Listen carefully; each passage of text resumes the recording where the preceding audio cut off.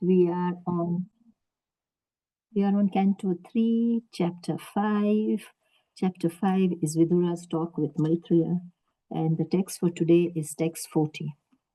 Actually, we are on chapter 6. Yeah, sorry, chapter 6. Chapter 3.6.40. Chapter 6 is the creation of the universal form.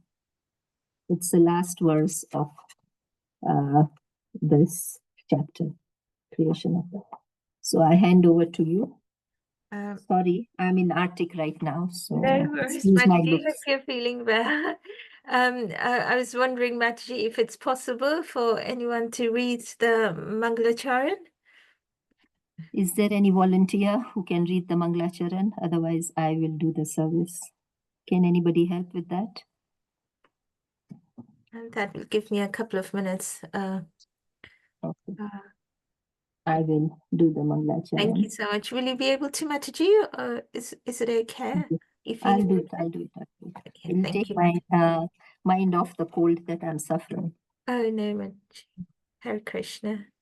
Om Jnanatimirandasya Jnananjana-shalakaya Chakshururmilitam Yena Tasmai Shri Guruve Namaha Shri Chaitanya Manobhishtam Stapitam Yena Bhutale Swayam Rupa Kadamayam Dadati Swapadantikam Vandeham Shri Gurum Shri Yuta Padakamalam Shri Gurum Vaishnavamscha Shri Rupam Sagrajatam Sadhana Raghunatam Vitam Tam Sajivam Sadvetam Savadhutam Parijana Sahitam Krishna Chaitanya Devam Shri Radha Krishna Padan Sahagana Lalita Shri Vishaka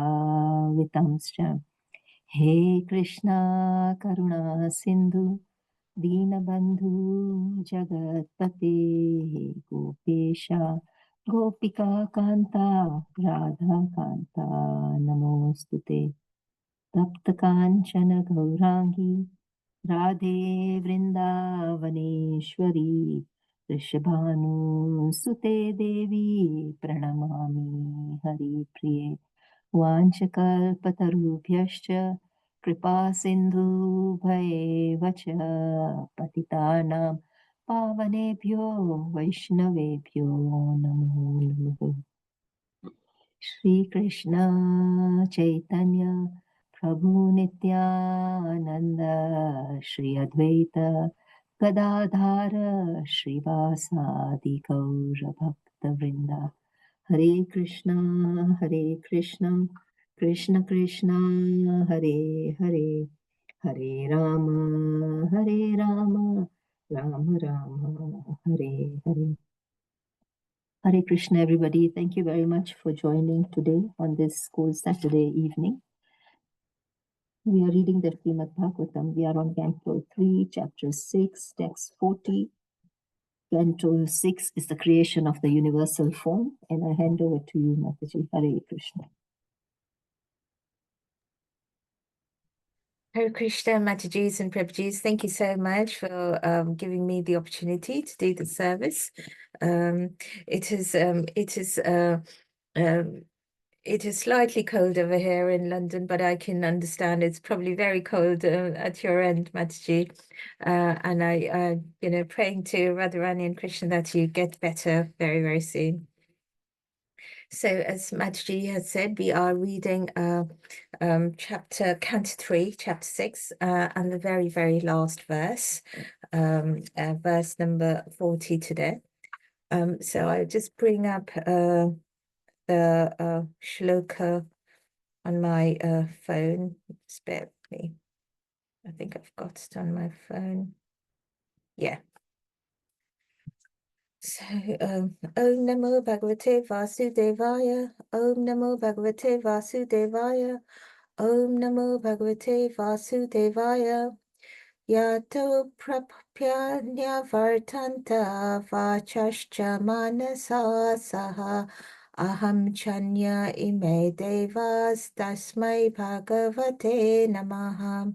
Translation: Words, mind, and ego, with their respective controlling demigods, have failed to achieve success in knowing the Supreme Personality of Godhead. Therefore, we simply have to refer to our respectful, therefore, we simply have to offer our respectful obeisances unto him as a matter of sanity. Purport by Srila Prabhupada Ki Jai. The froggish calculator may raise the objection that if the Absolute is unknowable even by the controlling deities of speech, mind, and ego, namely the Vedas, Brahma, Rudra, and all the demigods headed by Brihaspati, then why should the devotees be so interested in this unknown object? The answer is that the transcendental ecstasy enjoyed by the devotees in delineating the pastimes of the Lord is certainly unknown to non-devotees and mental speculators. Unless one relishes transcendental joy, naturally one will come back from his speculations and concocted conclusions because he will see them as neither factual nor enjoyable. The devotees can at least know that the absolute truth is the Supreme Personality of Godhead, Vishnu, as the Vedic hymns confirm, Om Tat Vishnu Paramam Padam Sada Pashyanti Suraya. Bhagavad Gita 15.15 also confirms this fact, Vedescha Sarver Aham Eva Vedyaha. By culture of Vedic knowledge, one must know Lord Krishna and should not falsely speculate on the word aham or I. The only method for understanding the supreme truth is devotional service, as stated in Bhagavad Gita 18.55. Bhaktyamam abhijanati yavan yashchashmi tatvataha. Only by devotional service can one know that the ultimate truth is the personality of Godhead and that Brahman and Paramatma are only his partial features. This is confirmed in this verse by the great sage Maitreya. With devotion, he offers his sincere surrender, namaha, to the Supreme Personality of Godhead, Bhagavate. One has to follow in the footsteps of great sages and devotees like Maitreya and Vidura, Maharaj Parikshit and Sukdev Goswami, and engage in the transcendental devotional service of the Lord if one would know his ultimate feature, which is above Brahman and Paramatma. Thus end the Bhaktivedanta purports of the third canto, 6th chapter of the Srimad Bhagavatam, entitled Creation of the Universal Form. Om Jnana-timirandhasya Jnana-Janashalakaya Chakshur-militam Yena Tasmai Shri Guruve Namaha. Jai Shri Krishna Chaitanya Prabhu Nityananda Shri Advaita Gadadhara Sivasadi Gaura Bhaktivinoda. Hare Krishna Krishna Krishna Hare Hare Hare Rama Rama Hare Hare. Thank you much, Jesus and Prabhuji, once again. So I start this discussion by paying my obeisances to my Guru for his mercy, for giving me this opportunity to do the service, and to Radharani and Krishna and Gauranitai for allowing me to, for their mercies as well, to be able to do the service. And my humble obeisances to all of you for your association. If I do make any mistakes, please do correct me. So we are in the very last verse of this chapter, which is named the creation of the universal form of the Lord. And we have seen how Maitreya Muni has been advising Vidura around the various parts of the body, and how the various secondary creations were made. So in this concluding verse, in this chapter, Maitreya Rishi is concluding with the phrase Tasmai Bhagavate Namaha. If you look at the verse, the very last phrase, the last line he says is Tasmai Bhagavate Namaha, meaning I offer my respectful obeisances unto the Supreme Lord. Now, namaha means offering obeisances, and Prabhupada explains in one of the places that na actually also means negation. Na means negation, and ma means false ego. So namaha, first, it means offering obeisances, but what kind of obeisances? When we say namaha, when we do namaha, it means, so Prabhupada explains that namaha is also the obeisances we pay when we negate our false ego and we surrender unto Bhagavate, or surrender unto the Supreme Personality of Godhead. And that is the process of surrender. And that is the ultimate thing that Maitreya Muni is telling Vidura, that pay your obeisances to the Lord, or surrender completely to the Lord. So this is one of the topics that is being discussed in the verse today, the process of surrender. And we will also see how we are told that sometimes it's, well, most of the time in this material world, it's very, very difficult to surrender because of various factors. The mind, the false ego, sense gratification, but it is also because the Lord is inconceivable. We really cannot understand the Lord with our intellect. The jivas do not have the mental capacity or ability to understand the unconceivable or inconceivable rather feature of the Lord. So the two main things being discussed in this verse is that we cannot really understand the Lord completely. And secondly, but despite all of that, the ultimate word is that we have to surrender unto the Lord. And how can we do that? And so the first step is to negate one's false ego. In the 15th chapter of the Bhagavad Gita, Krishna explains about this material world and how it is a perverted reflection of the spiritual world. And he talks about the reflection of the banyan tree on water, and how this material world is just a perverted reflection of the pure spiritual world. And so he then, in the 5th verse of chapter 15 of Bhagavad Gita, in the first verse, he talks about this inverted tree. And then in the 5th verse, Krishna actually then gives the solution to come out of this illusory existence in this material world. And he says that nirmana moha jita sanga dosha adhyatma nitya vinivrata kamaha. And, he goes on to say, and I'll just read the translated words, that those who are free from false prestige, illusion, and false association, who understand the eternal, who are done with material lust, who are free from the dualities of happiness and distress, and who, unbewildered, know how to surrender unto the Supreme Person, and they attain that eternal kingdom of the Lord.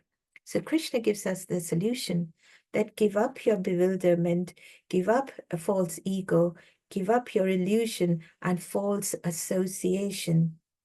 Sometimes we see people doing things, not even knowing why they are doing it, but because it's a group of other people doing it, they haven't looked at the pros and cons. They haven't listened to both sides of the stories or all sides of the stories, but it's very, very one-dimensional, and they just follow a group, and that association is based on false ego, that I am right and I am the one who is controlling this. And so it's easier to just join that because that is the majority in this material world. And Krishna is saying that, give up that. And if you surrender unto the Lord, then you can attain the eternal kingdom. So the first step then is to become free from this false ego, the pride. It is dangerous. It is, Krishna has mentioned so many times in the Bhagavad Gita. Give up that false ego, because that leads to the illusion that I am everything, I can do everything, I need to control. And if what I desire or what I demand is not fulfilled, if it's fulfilled, then it's under the illusion that, I can do everything. If it's not fulfilled, then that leads to anger and envy, and that leads to the downfall. And so, Prabhupada is also mentioning over here that a person can truly surrender to the Lord when they give up this false ego. So when we say Nama when we do our prayers, many a times we say Namah Vishnu, Namah Shivaya, Namah Durgaya. We say Namah. And so when we are praying to the Lord, to the gods and goddesses, starting with Namaha, what we are really saying is that we are negating our false ego, and we are negating this sense of I or aham, and we are surrendering unto the Lord in humility. And that is what Maitreya Muni is telling. That is the final thing that Maitreya Muni is telling Vidura in this chapter, that Namaha is paying obeisances, but paying obeisances how? By negating your false ego. In this material world, the main disease really is that no one wants to surrender to anybody else. And I was listening to some beautiful classes by Satyaraja Prabhu, and also Satya Gaura Dasa Prabhuji. And I've actually, included many of the things they mentioned in their teachings into what we'll be discussing today. And I do hope and pray they'll forgive me if I make any mistakes. But I hope and pray that, whatever they taught, I'll be able to share that with you a bit. So Prabhuji was saying that, the main disease is that no one really wants to surrender to anybody else. And they think that surrendering actually will take away my independence, and it's actually going to make me look bad, because why should I surrender what I think should be the right thing? And so they provide lots and lots of excuses and theories and isms, etc. And they feel that their freedom will be curtailed if they surrender unto something else, leave apart surrendering to the Lord. And all their arguments and theories become bigger and bigger, not to surrender unto the supreme will. And we see how Arjuna does the same thing right at the beginning. He gives lots of theories to the Lord, even using dharma. He says, no, I really can't fight my own cousins and the Kauravas. This is not good. This is what will people say? What will happen to the women and children? What will happen to this is going to, it's going to unnecessarily kill people. Arjuna gave all these theories, and yet, even as he was giving these theories in his mind, he wasn't getting the happiness that, yes, if I actually leave the battlefield, he wasn't confident that he was going to be absolutely happy. And that is what happens to us in this material world. We give all our theories and our reasons and arguments of not wanting to surrender unto the supreme will, or providence, or the Lord, or what the Vedic injunctions, and we give all sorts of theories. And yet, when we really go ahead with our theories, do we really find happiness? And the answer is no, we don't find the happiness. And we see Arjuna found happiness only when he listened to what Krishna had to tell him. I mean, when I say happiness, I mean, he actually surrendered unto the Lord, and he was ready to accept what the Lord was telling him. And so, why is it that it is so difficult for people to surrender? Why is it so? And Prabhupada mentions that quite a bit in the Prabhupada. Why is it so difficult for people to surrender to the supreme will? And it's because a living entity is already surrendered. Now, in the material world, they leave the spiritual world not wanting to surrender to the Lord.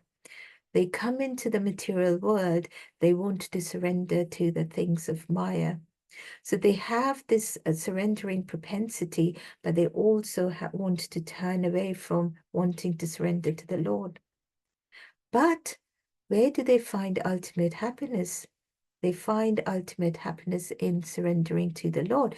Jiver Swarupai Krishna Nityadas, as Mahaprabhu and Sanatan Goswami discuss, that the constitutional position of a jiva is to surrender unto the Lord. And Krishna says that to Arjuna as well, right at the end. Just give up. Don't worry about anything else.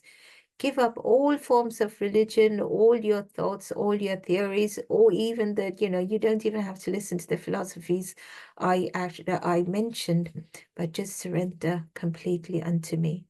Not surrender out of duty, but surrender out of faith and love and wanting to believe that the Lord is our best friend. The Lord is the supreme personality of Godhead, and He is the only one who thinks the absolute best for us and can advise the absolute best for us. And so, and that is where, to be able to do that, the first thing we have to curtail is our false ego, and not allow our false ego or the mind or our want of sense gratification to take over. Now, we see that, people a bit more on surrender.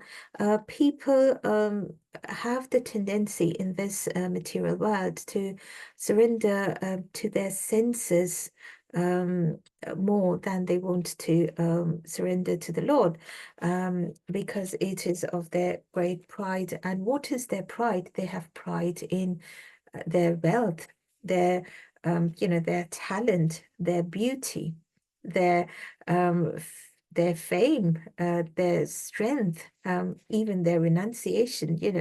There might be the false ego that I'm a better devotee than somebody else. So they are always playing with these, forgetting the fact that even the things that they are talking about over here, the things they are proud of, the talent, the strength, the wealth, the health, the beauty, all of that comes from Krishna. All of that comes from Krishna. So they forget that. And so Prabhupada says that to come out of this pride is a great thing. It's not easy at all. But if we do our namaha, if we pay our obeisances with the attitude of surrender, then that is going to take us out of Maya. So it is much better to surrender unto Krishna than surrender unto somebody else or something else. We surrender unto, a false power, but we forget to surrender to the supreme power, the supreme Lord. So it's much better to surrender unto the Lord. And the mind plays a big part in all of this. The Krishna says a lot around the mind in the Bhagavad Gita. And we cannot, we understand we have to control it. Abhyas, as Krishna tells Arjuna, there's no other way. We cannot get rid of our mind. I think Mataji was asking also last week about because it's our subtle body, we cannot get rid of our mind, but we can train the mind to move from the control of Maya and come under the control of the Supreme Lord. That is what we can do. So everything we do should be done to escape that surrendering unto Maya and surrender to Krishna, and not constantly think that, I have intelligence, I can think the right thing. So why should I bother to surrender unto something else or a higher power? So this is what keeps us away from surrendering. And this is what the verse is telling us, that that is the first thing to be get rid of. You cannot reach the last line of the verse, namaha. You cannot reach that namaha, negating your false ego and surrendering completely. You cannot do that if you cannot get rid of your false ego, if you cannot surrender completely to the Lord. And so what do true devotees do? When they surrender, a surrendered devotee actually sees Krishna as everything, the protector, and he only accepts the thoughts that are favorable to Krishna consciousness and rejects all the thoughts that are unfavorable to Krishna consciousness. So wherever the mind or false ego tricks a person of thinking or thinking of things which takes away the faith from Krishna, a true devotee rejects that. We hear of the story of, we see how Uttara, just a while ago, her own husband was killed, Abhimanyu was killed, and yet when it came to protecting Maharaj Parikshit, Uttara didn't go to any of the other great soldiers, not even to the Pandavas. She went straight to the Lord. I mean, she could have thought that, the Lord, why didn't the Lord protect my husband? The Lord allowed my husband to be killed. So she could have, her false ego could have taken over. And she could have thought, what's the point of going to Krishna? But her faith was so firm in Krishna that she knew if anyone can save Maharaj Parikshit in her womb, that was Krishna. And so despite she didn't even think twice, she went straight to Krishna. And so that is the kind of surrender we want. Okay. And the Goswamis have taught us that, we do not need anything else. We do not need, we see Narad Muni telling Mrigari, the hunter, that, you think your bow and arrow maintain you, but give up that bow and arrow that kills innocent animal, kills other jivas. And Mrigari was frightened because he said, how will I maintain myself and my family? But Narad Muni said, trust me and have that faith.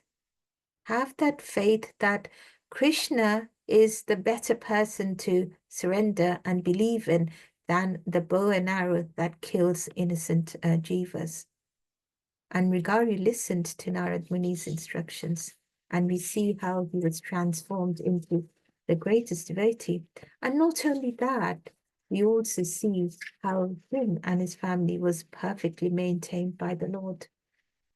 And it didn't affect him at all that he had to give up killing jivas.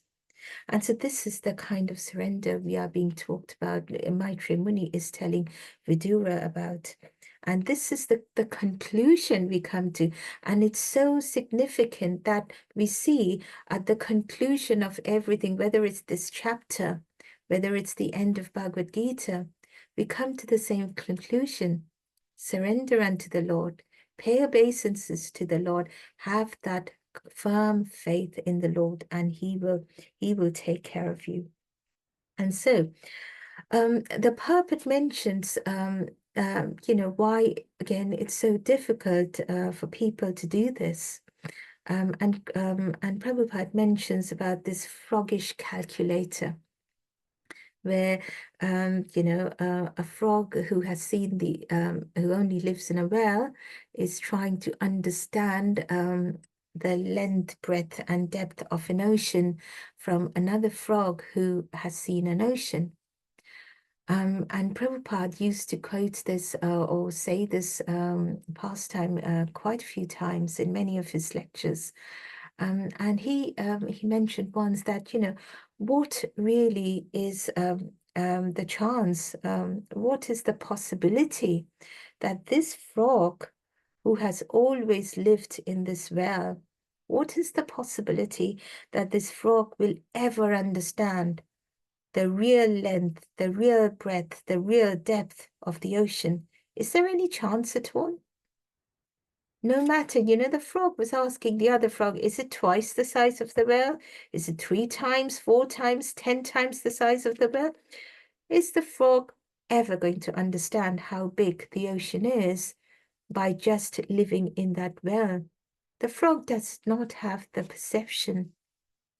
Similarly, we as human beings, we have imperfect senses. Is there any possibility of us really understanding the inconceivable Lord with our limited senses?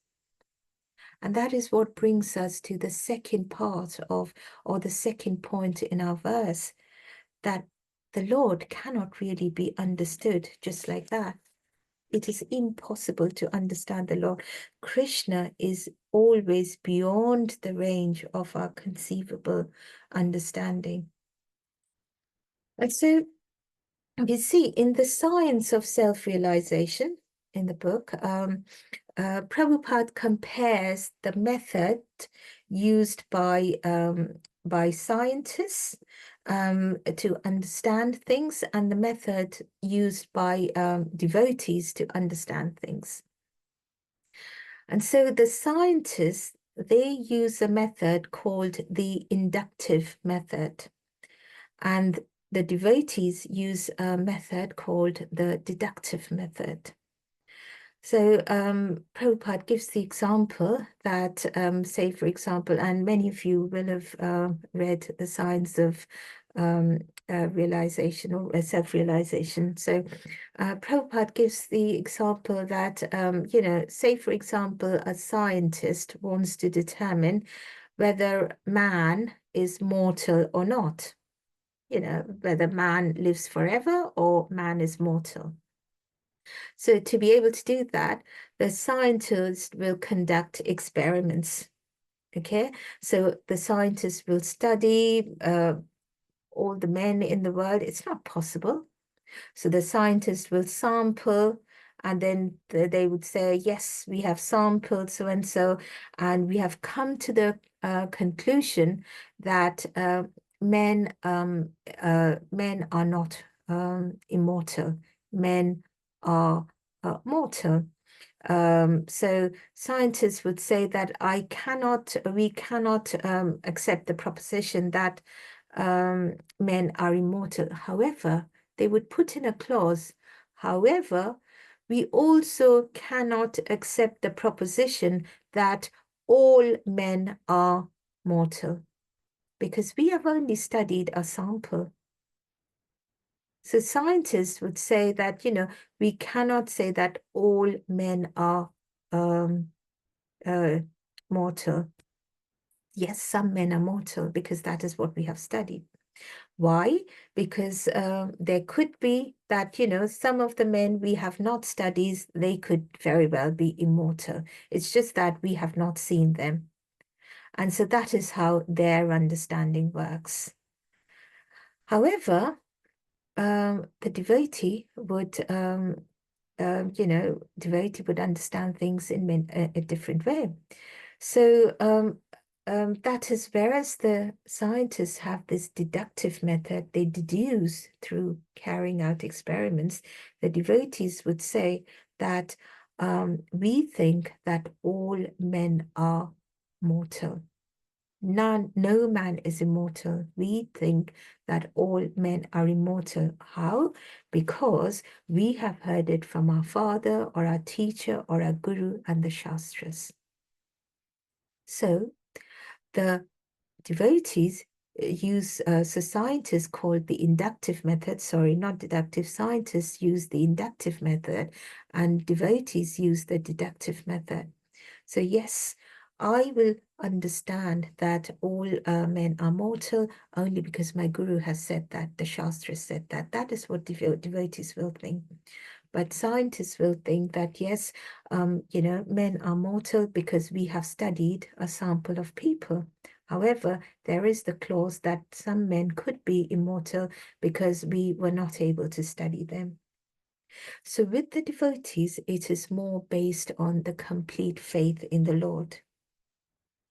And with the others, with the non-devotees, it is very, very, very material-based experiments and what comes out of those experiments.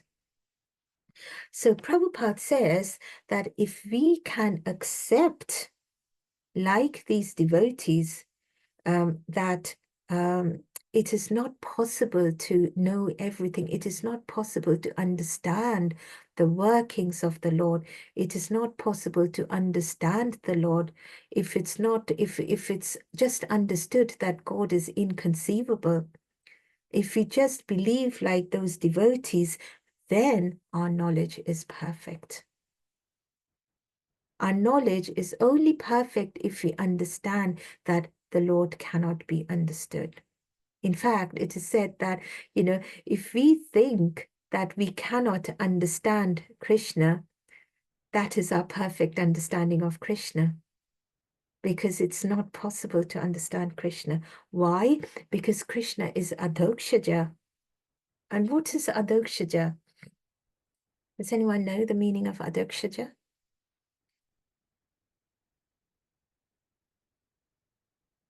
So Adokshaja means when it's when things are not possible to. Yes, Gayatri Mataji. Hare Krishna Mataji. So Hare Krishna. Adokshaja means like when we are not able to perceive through our imperfect senses. Yes, Is Mataji. that correct? Yes, absolutely Hare correct. Krishna. When we are not able to know things through direct perception, it is beyond the measurement of our senses and beyond the reach of material perception. That is Krishna, and he's Adokshaja. Because the knowledge received that we receive is through authorities, through our gurus, through the Shastras, through the Vedas, and the Vedas that was revealed to Lord Brahma. And where did the Vedas originate? They originated in Krishna. And so it's impossible to understand. But if we have that faith that, yes, what Krishna is saying is the right thing, because there are so many things in the world which we cannot understand. And if we can really set aside our false ego and accept the fact that there are certain things in this world which really cannot be, understood by our limited senses, that is where our faith in the Supreme Lord happens.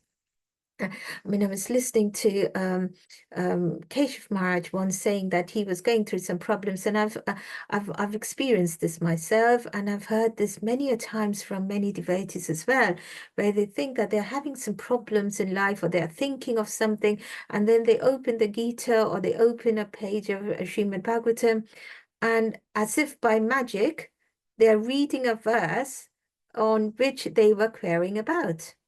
And it just solves their problem. They get the answer. And Keshav Maharaj was saying that, what are the chances of that happening?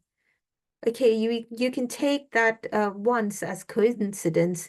You can take that twice as coincidence, but happening many times to many devotees?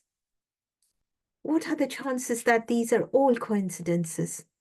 So we have to think that there is that supreme power who, if we are eager to know, there is that supreme power who will help us to know and will help us to give up, falling prey to our mind and our false ego and have true faith in him. So no more arguments, no more theories, just complete believing in the transcendence of the Lord.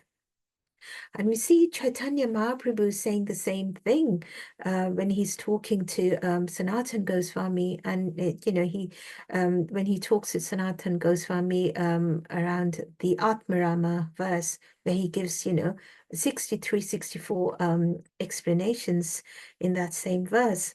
And he says, Mahaprabhu says to Sanatana Goswami that there really are three things that we should not waste our time on. And what are those three things? Number one, the Supreme Personality of Godhead, the Lord, Krishna. Number two, his potencies, the Lord's potencies. And number three, the Lord's transcendental qualities. So Bhagavan, Shakti, and Guna, the Supreme Lord, the Lord's potencies, Shakti, and the transcendental qualities of the Lord, the Gunas of the Lord. So these three are inconceivable. We cannot really understand these three. So it really is a waste of time to find logic for it. We have to accept it and enjoy it. And if you see in material creation, it's so bewildering, isn't it? There are so many things. For example, the vastness of the universe. And there are millions and billions and zillions of galaxies, each of them with billions of stars stretching, miles and miles, and we can't even imagine just how far they stretch. We accept it. Scientists even accept it. Even scientists know that exists.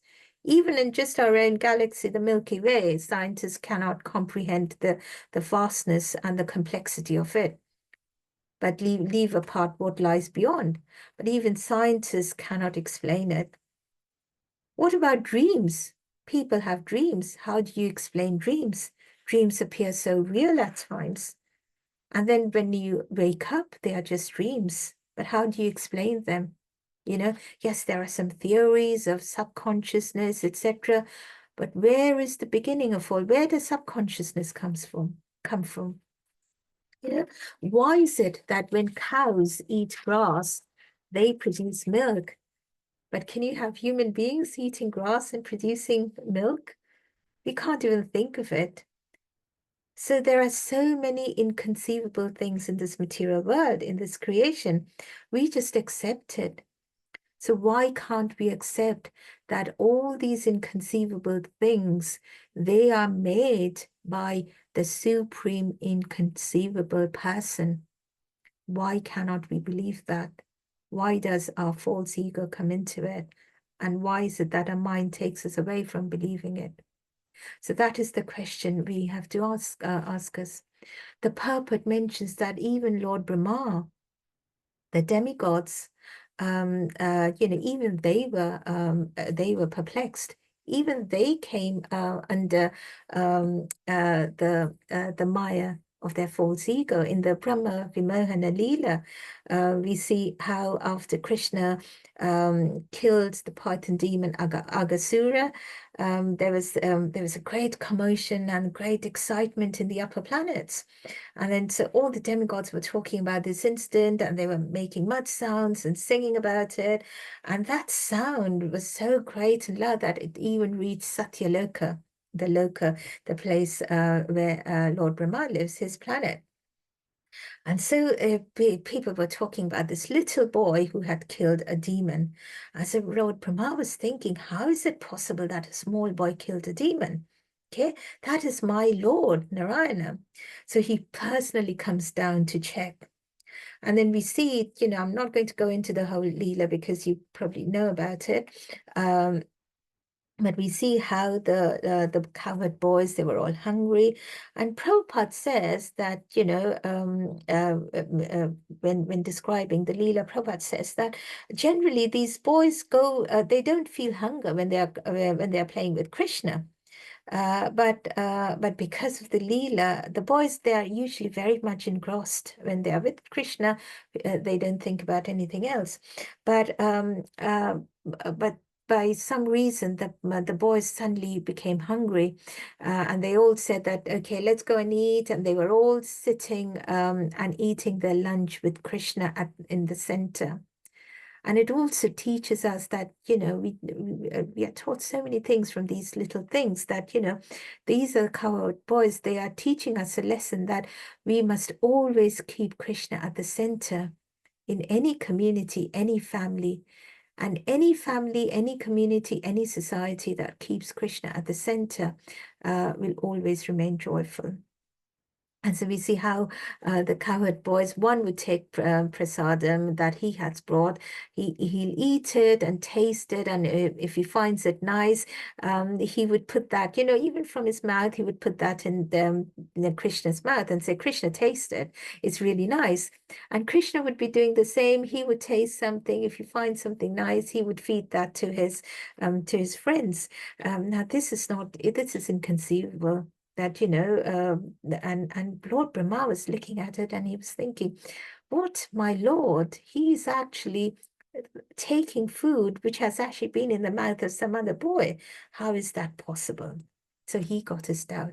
He was overcome by his mind and his false ego that my understanding is better. A young boy really cannot do this. And so Lord Brahma thought, wanted to put all of that to a test. And we know what happened next, how he kidnapped the boys and how Krishna expanded himself into all the boys and the calves for a year. But then Lord Brahma realizes his mistake. And then he begged for forgiveness, and how he was born as Haridas Thakur to repent what he had done. So Krishna did a lot of these pastimes in Vrindavan, which cannot really be understood because he's Krishna, a little boy but killing demons. When he lifted the Govardhan hill at age 6 or 7, when he was 6 or 7, now he lifted the Govardhan hill. Now common men, when they hear this pastime, sometimes non-devotees, they classify it as just a myth or a mythology, and they listen to it as a fairy tale. But why? Because we see our fairy tales. We go to movies. We read fiction. We see heroes, you know, defeating 20 villains at the same time, fighting, and then, you know, jumping in the air. So all kinds of things are shown in fiction, and so non-devotees, they would think, oh, yes, a little boy holding, lifting a hill. Well, we see that in fiction, so this must be a fictional story as well, a myth, a mythology. But you know, in Ramayana, you see, you know, a monkey crossed the entire ocean, or a soldier of monkeys made that bridge. Okay, you know, all fiction, mythology. How many times have we heard people saying Ramayana is a mythology, Mahabharata is a mythology? How many times do we actually hear people saying that both Mahabharata and Ramayana, they are itihasas, they are histories, they're part of our shastras and not mythologies. So for devotees, it's very different, because for devotees, it is not bewildering at all that the little boy Krishna was holding the whole entire Govardhan hill on his little finger. Why? Because as devotees, they know that Krishna in his form, in his expansion as Ananta Shesha, is already holding millions and zillions of universes on his head. He's doing that already.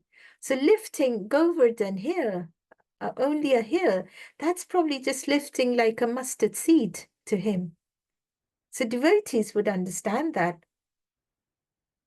I mean, just like, you know, how the cobbler, when Narad Muni gave the same explanation to a cobbler and a Brahmin, that Lord Narayan, he was putting an elephant through a needle. The Brahmana tried to use this logic that how is that possible? But the cobbler had blind faith in the Lord. The cobbler thought that, you know, cobbler said, if a big banyan tree can come out of a little seed, then that animal, the big elephant, the Lord is possible to take that big elephant through a needle hole. Everything is possible for the Lord. And that is the faith that we want. That is the faith that Maitri Muni is telling Vidura over here. That's what we have to do. Give up our false ego and just understand that it's not possible to understand the Lord at all times. You know, when Krishna, Yashoda mother, she would be worried so much that Krishna was killing all these demons. When Putana, after he killed Putana, they were all bathing Krishna in, you know, cow urine, you know, and taking care of him. Nobody even thought that it was Krishna who did it. When Krishna left the Govardhan hill, everybody saw it. The entire Vrajavasis, they were there. And you know, what did the other cowherd boys do? They took their sticks, you know, the cowherd boys, they have their sticks to mind their cattle. They took their sticks and stood next to Krishna and saying, Krishna, we've got their sticks to hold as well to help you hold Govardhan. We've got it, don't worry. And then Madhumangal, Krishna's friend Madhumangal, he was a Brahmana. And he said, Krishna, don't worry at all. I've got my sacred thread and I'll meditate on it so that you get all the strength. So they were all saying, for me, you're getting that strength. And then the gopis, they were making fun of Krishna and they were saying, do you know what? Radharani is giving you sidelong lances. And because she's giving you sidelong lances, that is giving you the strength to lift the hill. So no one is actually giving any credit to Krishna. They all feel that they're all equal over there because that's the Vrajavasis.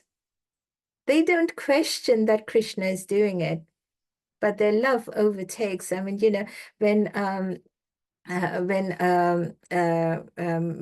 Chaitanya Mahaprabhu is explaining to Ramananda Raya about the 5 rasas, he explains how when you come to Sakya, in Dasya Ras, the 5 main rasas, and mainly the 4 main rasas of Shantya, of Sakya, Dasya, of Dasya, Sakya, Vatsalya, and Madhurya. He says when you are in the Dasya rasa and have that relationship with Krishna, yes, you think of him as the protector. But when you come to the Sakya ras, you think of Krishna as equal.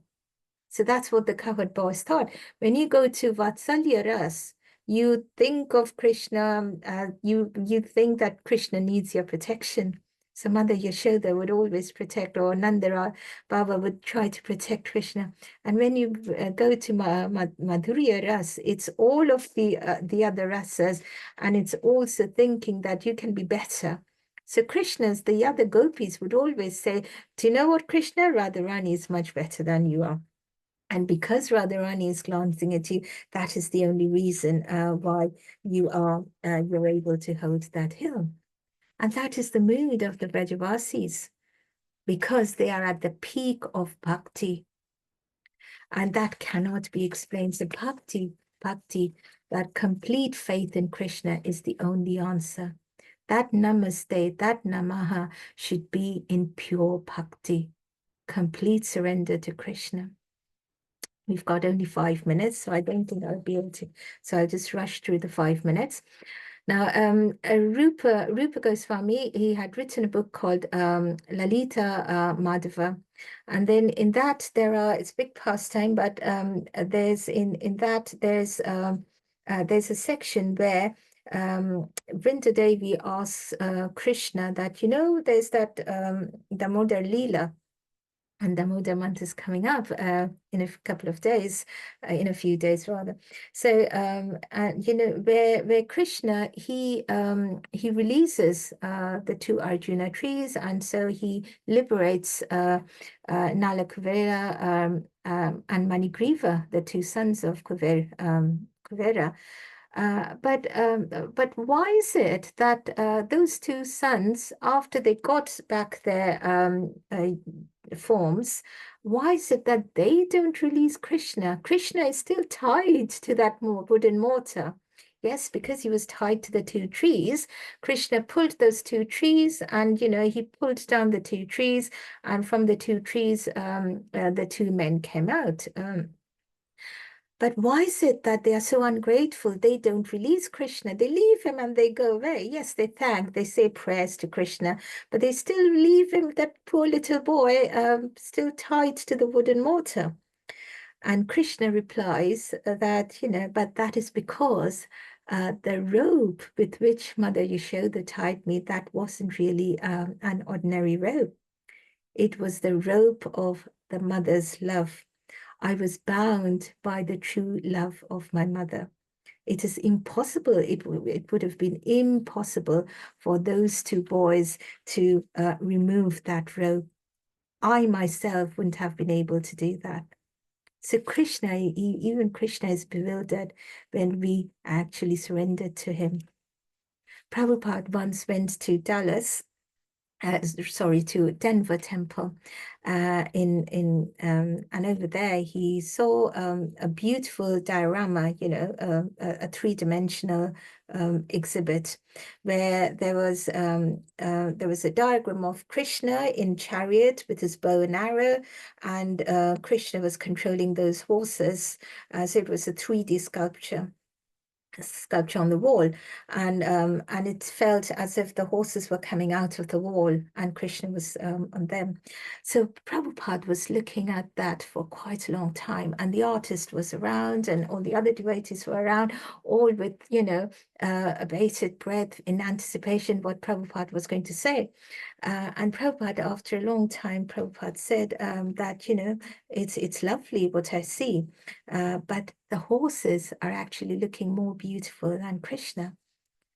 And the artist was standing there, and the artist thought, oh my God, what have I done?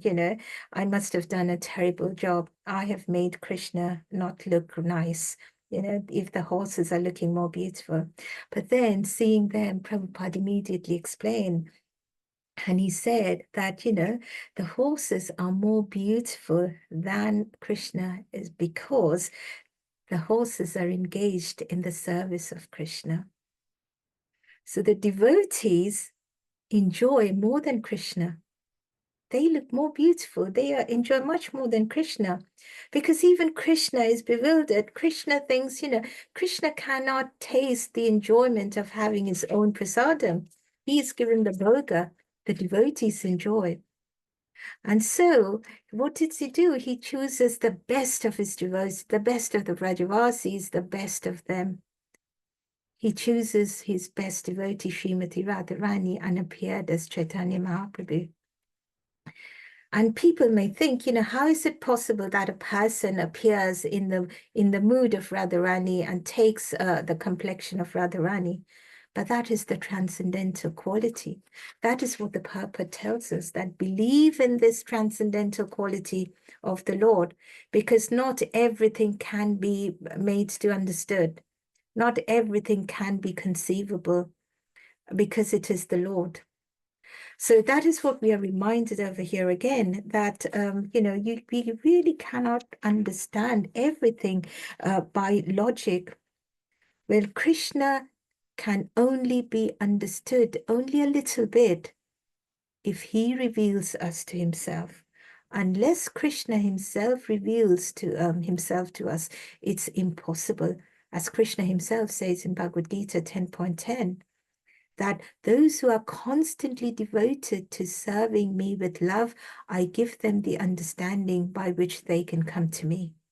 That is the only way. So when we do our namaha, when we to pay our obeisances to Krishna, that is the only thing that we have to remember. So in conclusion, that is what we are being told in this verse, that give up that being led by your mind, by your ego, because even Lord Brahma, the demigods, they were bewildered.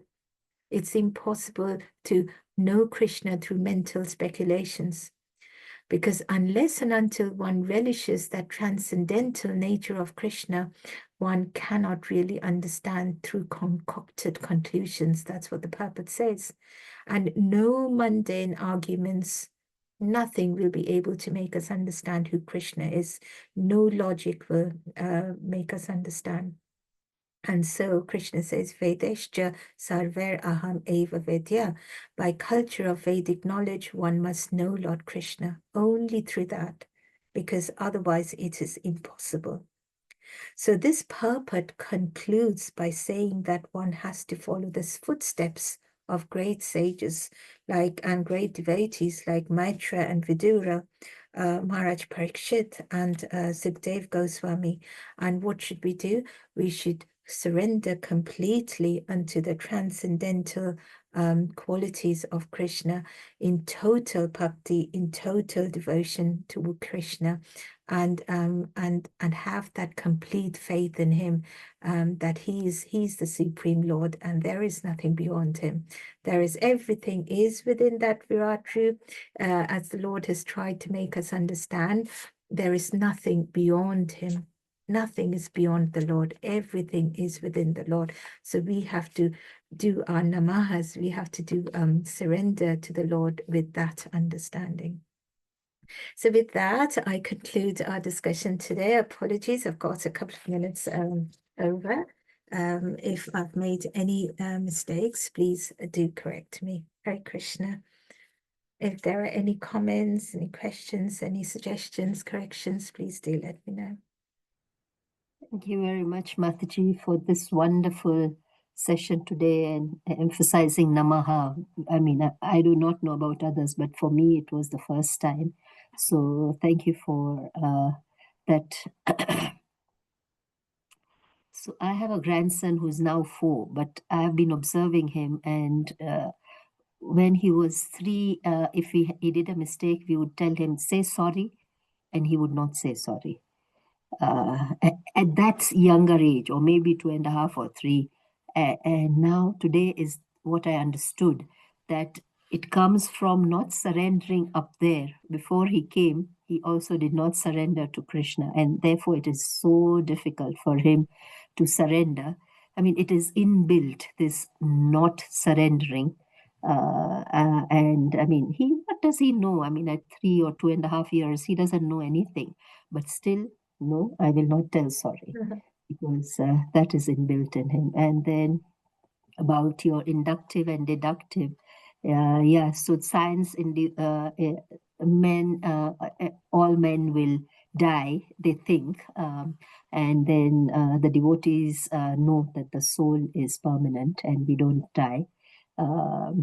So that is totally opposite of what is the truth. So thank you for elaborating on those points as well. You said there were lots of points, but these are the ones that stuck very clearly. Are there any other comments or questions from the group? If there are no questions or comments, I would request Eastern Prabhu, thank you for joining in.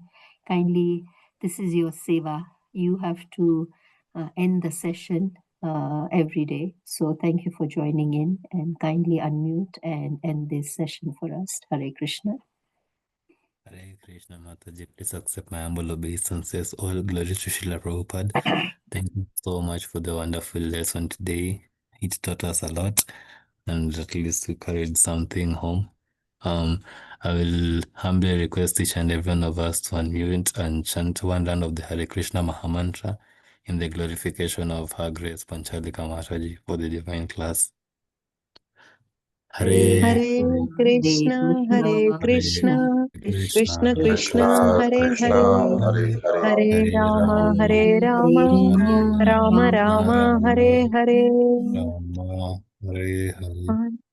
Kalpatarubhyascha kripa sindhubhya eva cha patitanam pavanebhyo vaishnavebhyo namo namaha. Srila Prabhupada ki jai, Her Grace Panchali Karr Mataji ki jai, Shri Granth Raj Srimad Bhagavatam ki jai. Hare Krishna ki jai. All glories to the assembled devotees. Hare Hare Krishna. Krishna. Hare Krishna. Thank you, Mataji, for such wonderful class. Hari Bol. Haribol, thank you for giving me the opportunity to do. And you know, it's all my Guruji and Prabhuji's and the classes I listen to. So nothing of my own, Mataji. Only what I learned from others. Hare Krishna. Hare Krishna. You. Thank you for Krishna. packaging it for us. So thank you so much. Thank you, Panchali and Prabhu.